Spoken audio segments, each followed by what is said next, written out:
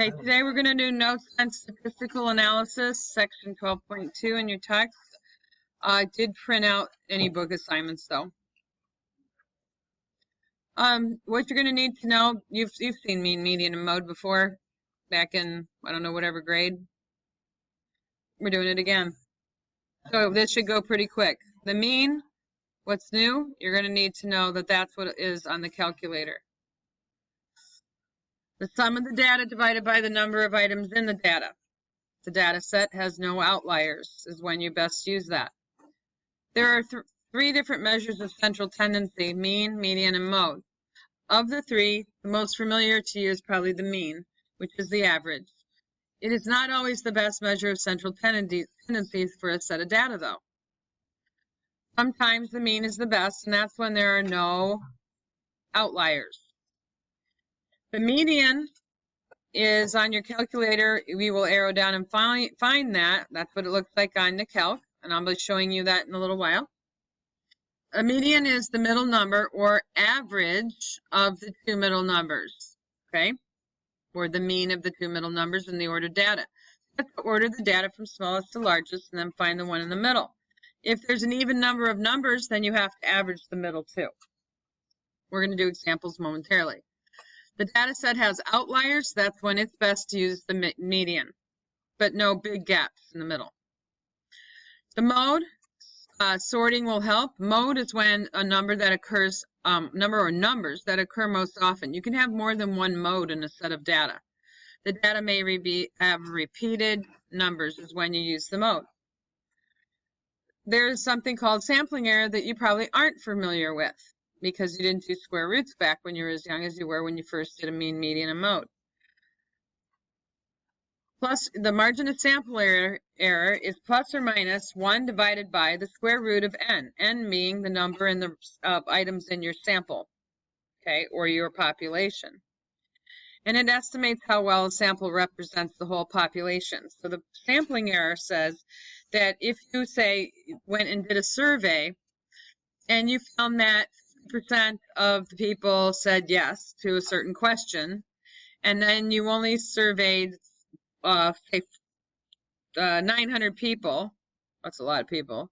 1 over the square root of 900 would be 1 over 30. You would convert that to a decimal and you'd say plus or minus from your 50%, okay, and get a range of what's that. You see those ranges sometimes in politics and in different places in the news even. That's what they're looking at, a plus or minus margin of error. So let's try some problems. First, which measure of central tendency best represents the data and why? Usually the first thing you do is put the numbers in order, but these are already ordered. You see that? All right, they're already smallest to largest, but then you notice that this number is kind of out of whack with the rest. There are outliers, but there are no large gaps in the middle. These are fairly close together, and that would mean you would use the median. It would best represent the data. Okay. The second example, what is the margin of sampling error and the likely interval that contains the percentage of the population of 400 students, 400 people surveyed in a national poll? Of them, 51% say they will vote for candidate Gonzalez. Oh, well, if there's 400 people surveyed, then the margin of sampling error is plus or minus 1 divided by the square root of 400. That is plus or minus 1 divided by 20, right? And when you divide 21 by 20, you will get 0.05, which is plus or minus 5%. Since that is equivalent to plus or minus 5%, you take what the survey said, and the survey said 51%. I know it sounds like I'm doing Family Feud.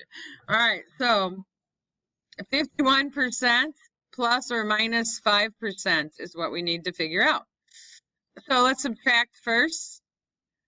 51% minus 5% would be 46. And then 51 plus 5 would be 56. So the range is 46% to 56% would be more actual. Okay. Which measure of central tendency best represents the data and why? What's the number 1 say? Well, I'm going to put these in order. 16, 29, 30, and then there's 3 45s. So what would we use? The mode. Okay? It has a number that's been repeated.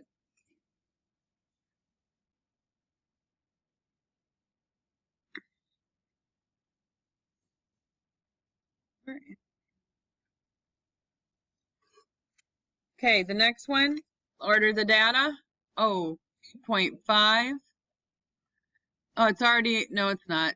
76, 99.5. I probably don't, I could stop probably now because I see something weird, don't you? What's out of whack? No. 2.5, and you have an outlier. All right, if you have an outlier, then you use the median. Please. There are only 4 numbers in the list. We did need to know which were 2 in the middle, so that's why it's good that I ordered them. There are actually 2 in the middle, not one specific number in the middle. So we have to take these 2, and we have to find their average. So we take 76 plus 99.5. We divide that sum by 2, and the answer is 87.75.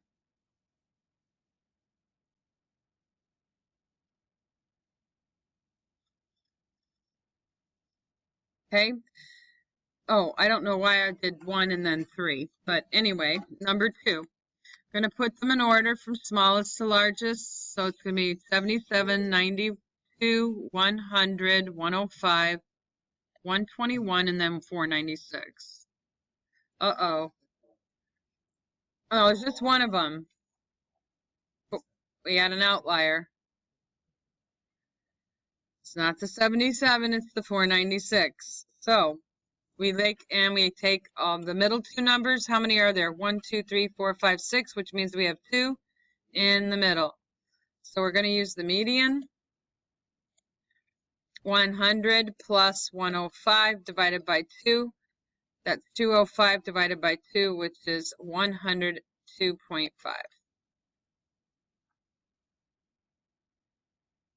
Okay. Number 4, I'm going to start ordering them. This is review, guys, to a large degree, so I'm going pretty quick. 44, 50, 51, etc. Oops. Oh, we have a special delivery. Thank you.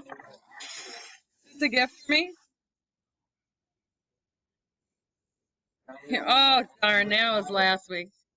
Okay, what do we got? Guys, don't need to be distracted by a bag. 44 to 65, not that huge range of data. So this one would be the mean. You would add up all the numbers and divide by the number of numbers. There are 1, 2, 3, 4, 5, 6, 7. Please stop rattling your bag. Add them up and divide by 7.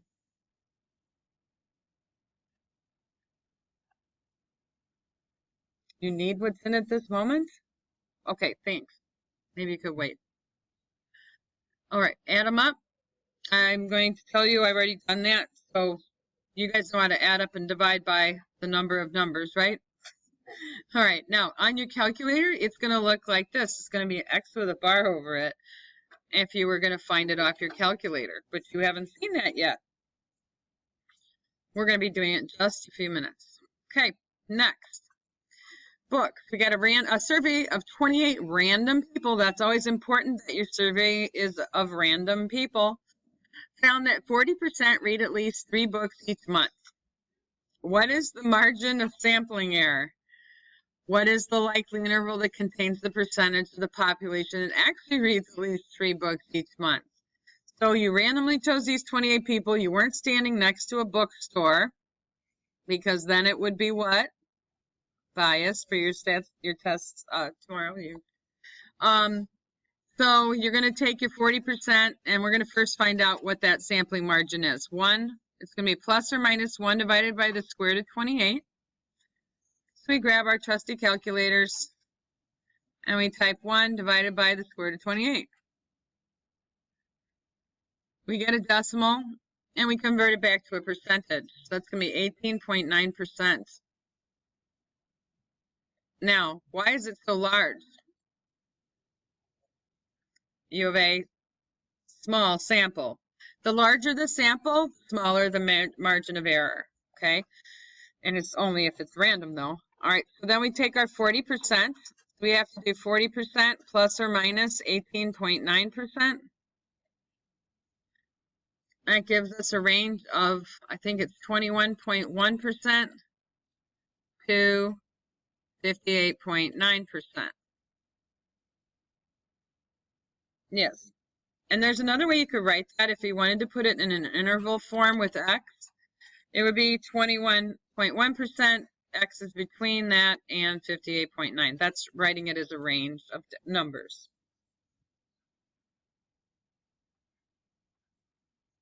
Okay, we're going to flip a page and be on 1B.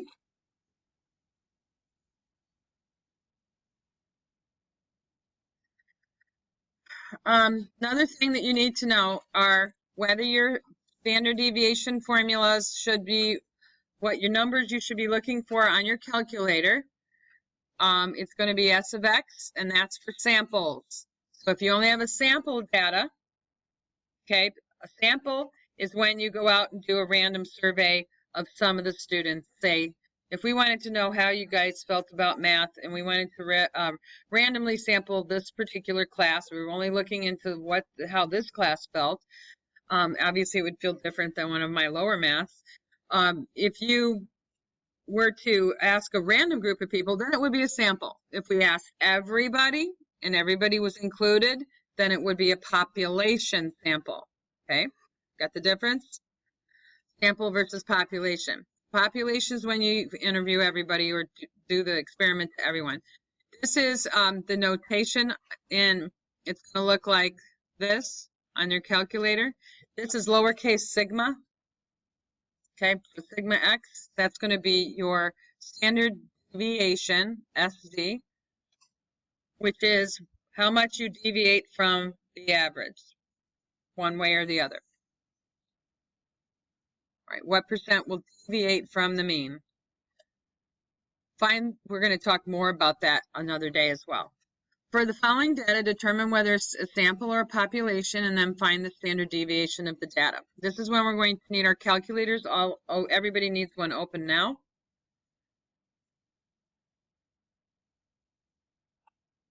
There's a few things, little basic maintenance things we need to do before we get started. First, check your mode. Make sure you're in degrees. Some people have been changing it to radians here and there. All right, now if you're in degrees, the other next thing is we're going to go to Stat, Enter, and I want you to see if you have anything in your list 1.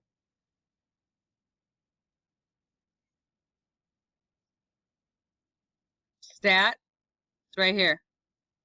My red button. What you see on my screen in red, that's where I am.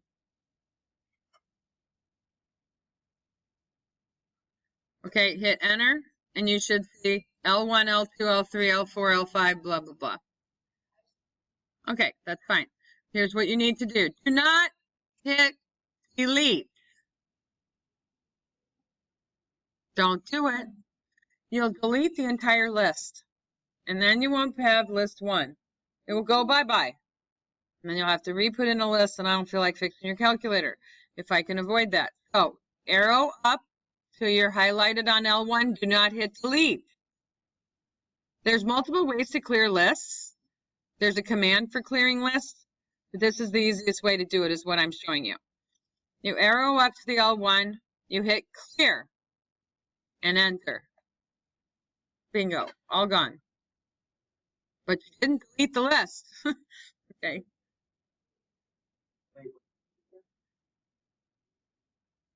No, clear, enter. L1, arrow up to whatever list you need to empty, hit clear, and then hit enter. Okay, we need to move on. Time to put in our data. Can I please have a volunteer to enter in say the numbers loudly for me so I can pop them in quicker than looking at my paper back and forth. All right, Max, go. The test scores of 12 students. Oh, first of all, 12 test scores of 12 students enrolled in a college math course. That means it's a population. Why? It's all the kids in that class. Okay, go, Max. Okay, 61. I have to hit enter after each entry. 77. Okay. 99. Okay. 94. Thank you. 75. 73. Wait 1 second. 83. You have to hit enter after every entry. What's the matter? Okay. Thank you. So it should be 77 in this. See how you can fix it? You can arrow back up to it and then just re-enter it. It's weird. It didn't want to take. There we go. Thank you for noticing that. And then I'll come back now. What was after the 83? Guys, we need to try to be a little quieter. Thank you. 65. 92. 98. And 69. Are we almost done? One more. 91. Okay, now notice that we had 12 items in our list on our paper. We do have all 12 in here because right now we're on line 13. That's what this indicates in this little parenthesis down here, item 13 in the list. There's nothing in it. We have 12 items then. All right, now everybody needs to pay attention, know where they're going to go next. It's not hard. It's just you have to know where the buttons are. All right, we're going to press the stat button. We're doing statistics. All right, we just edited, right? We just put in stuff. Now we want to calculate. So arrow to the right. We want to do one variable statistics. Has anybody done regression lines? No, that's when you do plots of random dots are all over the place and you get the line of best fit. Okay, I thought you might have heard of that before, maybe, possibly. All right, so now we're going to find out what the statistics are for the data we entered into our list. Hit enter, enter, and enter until you get something. Uh-oh, see, I need to hit it again on mine. Until you get this. You'll have to enter more than once. Now you might be saying, what is all of this? Well, it gives you a plethora of information. I'll explain. The first thing, X bar is the mean. First one's the mean. 81.4 is the mean. We were supposed to find the mean, so that's the answer we actually need to our question for right now. But let's look at the rest of these. You see this sigma, capital sigma? Sigma X means that's the sum of the numbers. If you wanted to square those numbers, that's that. It's the square of 977. And then S of X is if you're doing a sample. Were we doing a sample or a population? That's sigma under lowercase x, 12.7. Standard deviation is 12.7. And the number of lists in our list was N, 12. There were 12 items in our list. Keep looking at the things up here. The minimum number or the lowest number was 61. If you were doing a box and whisker, quartile 1 would be at 71. If you arrow down, the median is 80. I said box and whisker plot. Do you know what that is? Didn't say anything about pork chops. Don't know where that came from. All right, if you arrow down again, quartile 3 for a box and whisker would be 93. And then, we're not making those though. The maximum number is the last thing listed, which is 99. Okay? Trying to tell you what some of these things mean. All right, what is it we needed? 12.7. No, we needed 81.4, didn't we? So this was a population.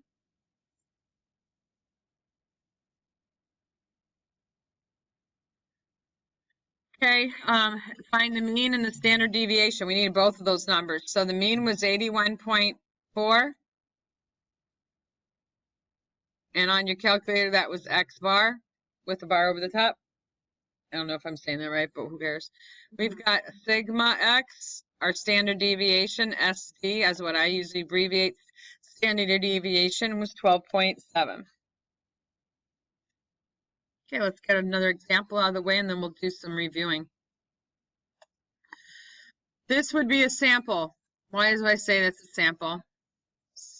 Because it is some. All right. It did say to go to the nearest hundredth for our answer to some of the females in a college history course. We're going back to our calculator into our list. So we're going to hit stat.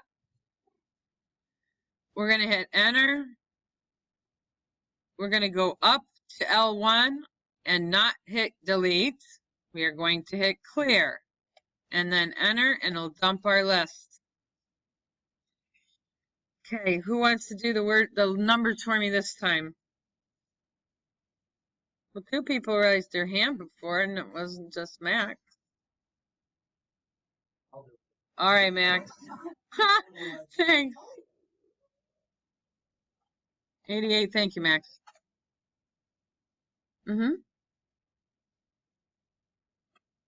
91. 94. I know there's a lot. 82. 92. 95. 85. 76.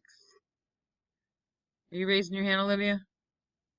Okay, stretching again. All right. 82.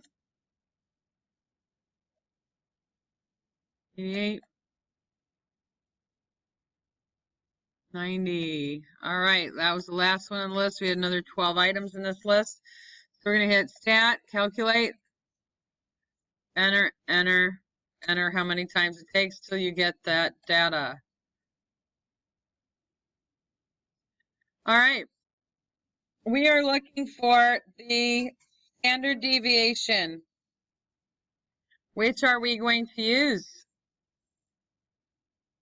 S of X, because we did not have the population, we cannot use the sigma. Notice that the standard deviation is higher. It means that data deviate more from your expectation than it is if you do the population is more accurate, okay? So 6.6 is the standard deviation.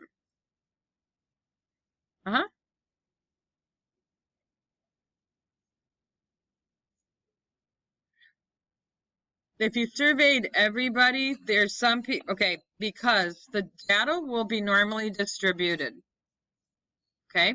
This is what I'm going to talk to you about on the next occasion, is the empirical rule. Your mean would fall in the middle, okay? Within 2 standard deviations of the mean, within one standard, there's a standard deviation there, standard deviation, and then there's 3 standard deviations. Now, typically, 99% of the data is going to be between 98% between here.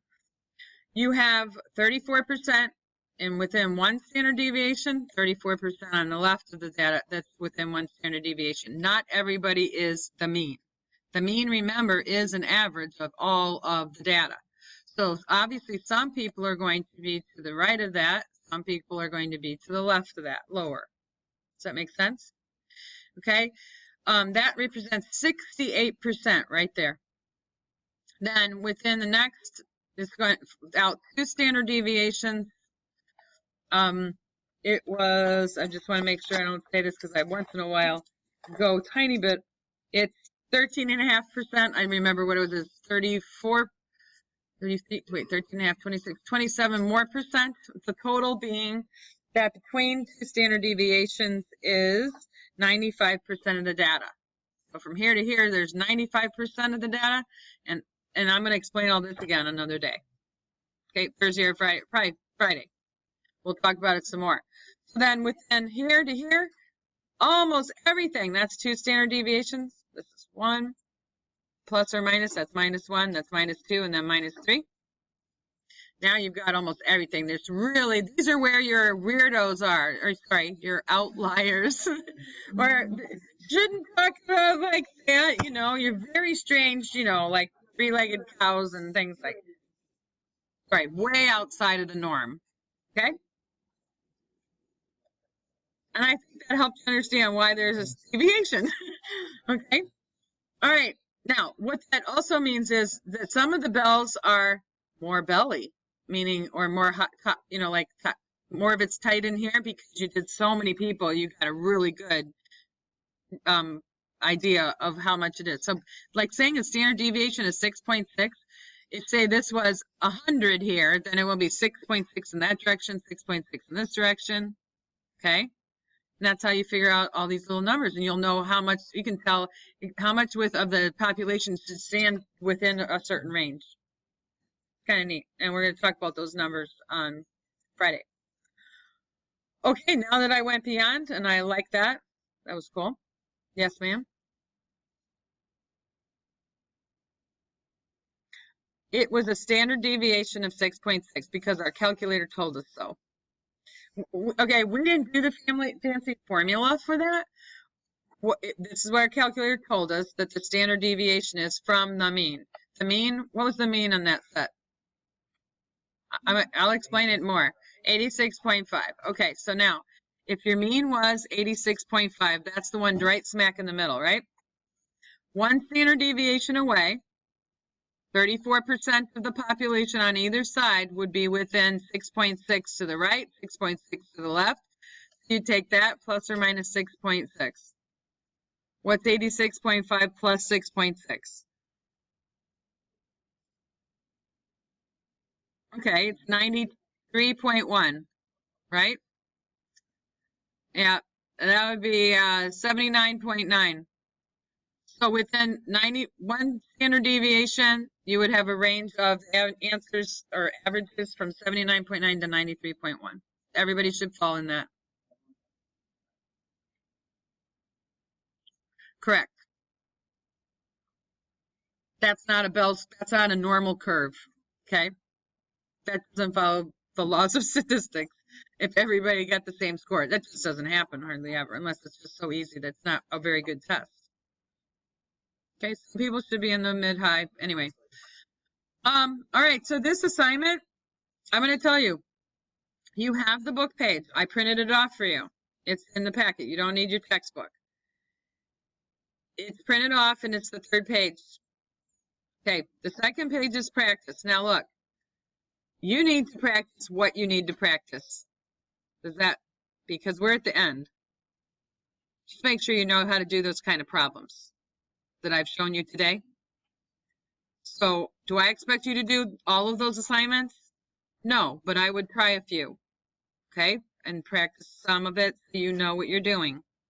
So you can answer a question like that. All right, fair enough? These are the practice. Do you need to type all of these in should you glance at these and say, oh, I know what that would be. That would be the median because there's an outlier. You know what I'm getting at? Make sure you know how to answer those. Make sure you can put the data into your stat list and calculate the standard deviation and the mean. Okay? All right, we're going to go ahead and look at some review.